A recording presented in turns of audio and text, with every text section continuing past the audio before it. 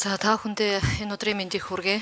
За тэгээд энэ цаг үед бол бас чухал асуудал орж ирж байгаа. Бас бидэнд хэрэгтэй өөрчлөлтүүд тусгагдж байгаа гэж ойлгож байгаа. Тэгээд яг энэ танилцуулгатай холбоотой орж байгаа өөрчлөлттэй холбоотой хоёр асуулт байна. За нэгдүгürt хэлтсэрийн энэ 7-гийн 2 дахь доголмор гэдэг байгаа тийм.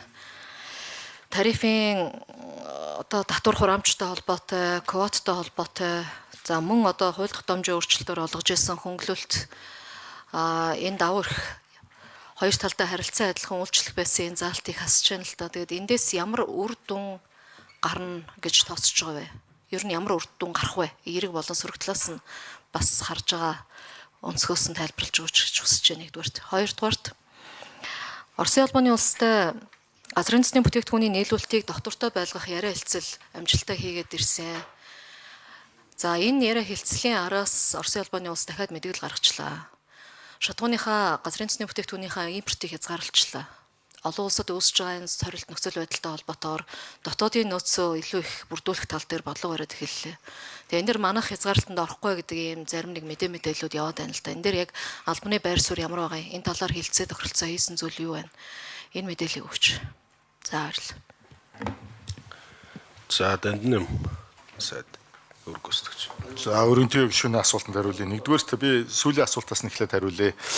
Орос улбаны улсын зүгээс өнгөрсөн жилээс эхлээд А92 авто бензин болон дизель түлшин дээр хоёр тусдаа тогтоол гаргаж хориг одоо экспортын хориг тавьсан. За хэдийгээр бид энэ газрын тосны бүтээгдэхүүн доктортой нийлүүлэх тухай хэлэлцээр 36 жилийн хугацаанд байгуулаагүй хүчин төгөлдөр мөрдөхгүй байгаа ч одоо сайн хөршийн харилцаа мөн бас засгийн газрын идэвхтэй ажиллагааны үр дүнд бид бол энэ хязгаарлалтанд орохгүй ингэж явсаар хагаад одоо өдий хүрж байна. За хууль эрх зүйн хувьд бол агаарын үйлгийн түлшний нийлүүлэхт гэрээ Монгол улсад газрын тосны бүтээгдэхүүн доктортой нийлүүлэх тухай хэлэлцээр хоёулаа хүчин төгөлдөр гар үсэг зурж байж зэрэг одоо мөрдөгдөнө гэдэг нөхцөлийг одоо Орос улбаноос тавьдаг. Бид бол нийт хэрэглээнийхээ 98%-ийг Орос улбаноос авдаг. 98 хүртэл хувийг. За би одоо Орос улбаны улсын Монгол Оросын засгийн газар хоорондын комиссийн дарга Орос улбаны улсын байгалийн нөөцийн сайд Александр Александрович Козловтой өөрийн биеэр бас уржигдэр холбоо тогтоож ярьсан. Мөн бас элчин сайдын амнаас дахиж одоо холбогдсон. Тэндээс одоо надад өгсөн мэдээлэл бол Орос улбаны улсын ерөнхийлөгч Владимир Владимирович Путиний шийдвэрээр манай улс энэ хязгаарлалтанд орохгүй гэдэг ийм шийдвэр гаргаснаа бол биднэрт танилцуулсан. За бид энэ гэрээ хэлцлээ ингээд албажуулчвал одоо ямар нэг байдлаар эрх зүйн хувьд бол бид тэр одоо импортлогч улсаасаа одоо шаардлага тавих боломжтой гэж үзэж байгаа. За 7-гийн 2-ын тэр доголмөртэй холбоотой асуудал бол одоо манай улсын гол асуудлуудын нэг байгаа. Юу вэ гэхээр одоо хөрш орнуудтайгаа болон хөрөнгө оруулагч орнуудтай гэрээ хэлцэл хийчээ дараа нь хууль дүрмээ өөрчлөөд шинээр татвар хураамж тавьж маргаа үүсгдэг асуудлыг арилгая.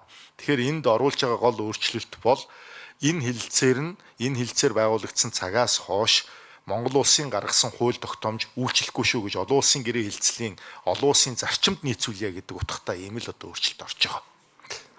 Энэ нь бол одоо бас харилцан ойлголцсон энэ олон улсын гэрээ хэлцлийн зарчмынхаа хүрээнд одоо зөвтэй ийм л зарчим байдаг. Тэрийг хийя л гэж байна. Тодорхой болгож оруулаад их хурлаас баталгаа авъя гэж.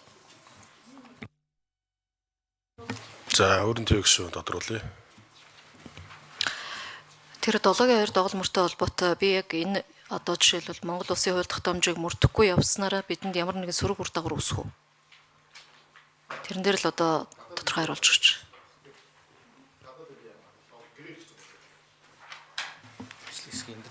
За ажлын хэсгийн эндрийн микрофон. Гадаад ирээ. Энэ дэр дэше.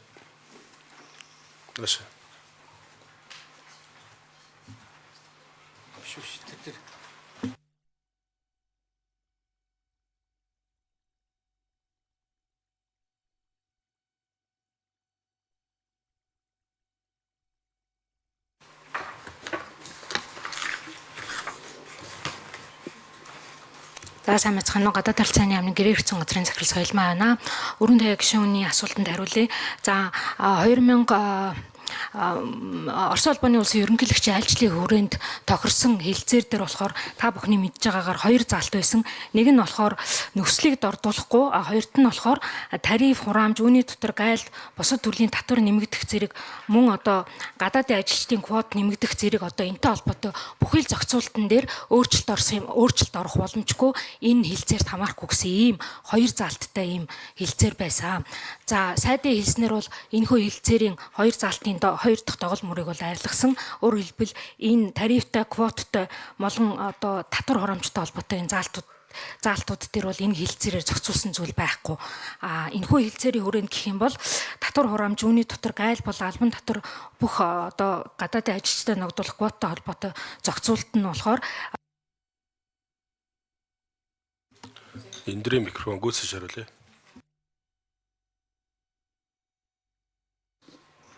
Зохицуулт нь бол нэгдүгээр дотоодын хууль тогтоомжийн дагуу одоо зохицуулахад харуулсан шинэ нэмэлтийн өөрчлөлтөөр хоёрдугаар хоёр улсын нэгдэж орсон дэлхийн худалдааны байгууллагын тариф худалдааны ерөнхий хэлцээрийн дагуу асуудал зохицуулахад ийм шинэ зохицуултыг оруулж ирсэн.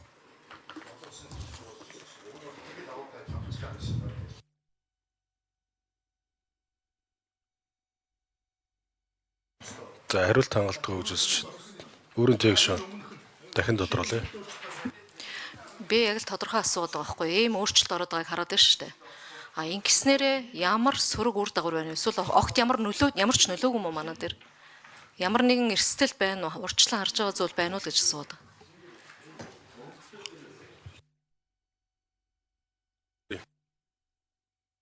Эндрийн микрофон.